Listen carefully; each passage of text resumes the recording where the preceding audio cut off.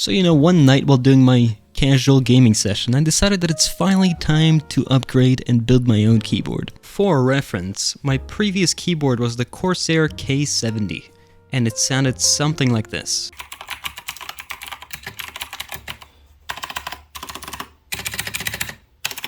I know, that's pretty bad, but we will be fixing that today.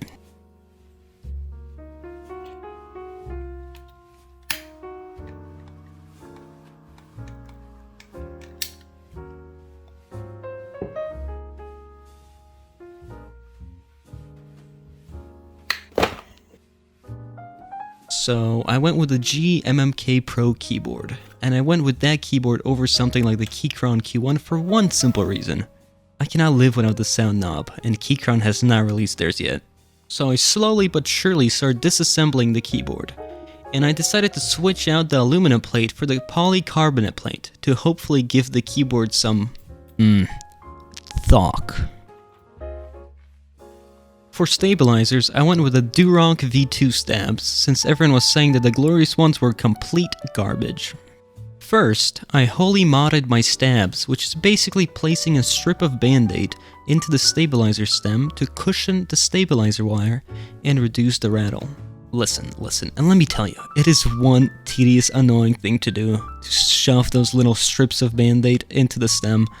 I mean, if it helps, but it is one annoying thing. After completing the Holy mod, I used some Krytox G502 on the stab housings and stems.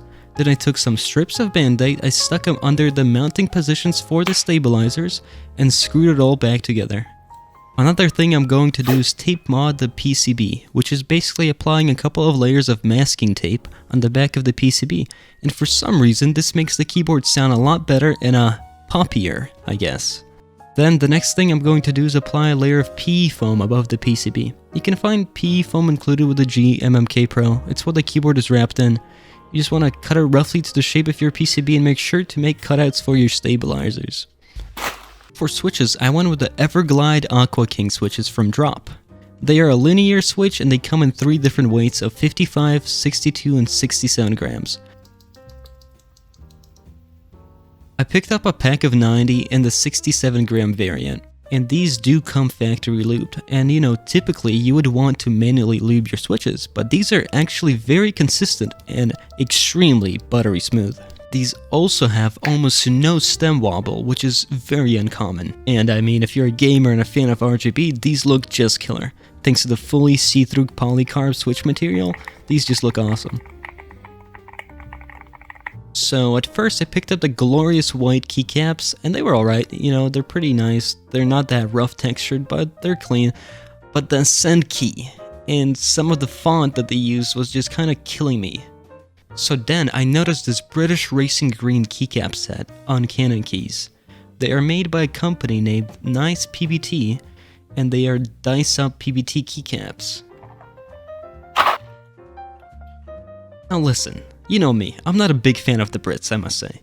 But I have loved the racing green color for many years now, and I just think it's a super unique color, and I think the end result looks absolutely glorious. No pun intended. The NicePBT caps are a little bit thicker than the glorious ones, and they also have a nice little rough texture, which feels nice, and I do prefer it to the glorious caps, 100%. And now for the sound test, I will provide 2 separate clips with the glorious and NicePBT keycaps, so you can kinda hear the difference, as the NicePBT caps are a little bit thicker and more hollow sounding.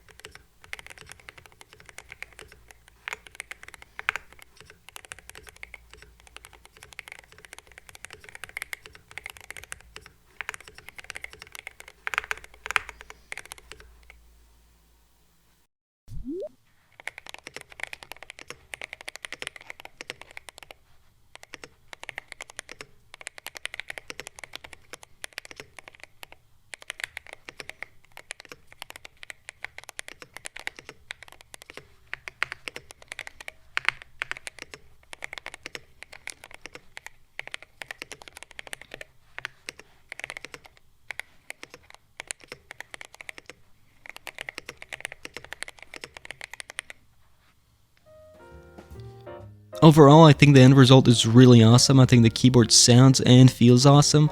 I think it has a perfect, nice, thocky and poppy sound at the same time, which is kinda unique.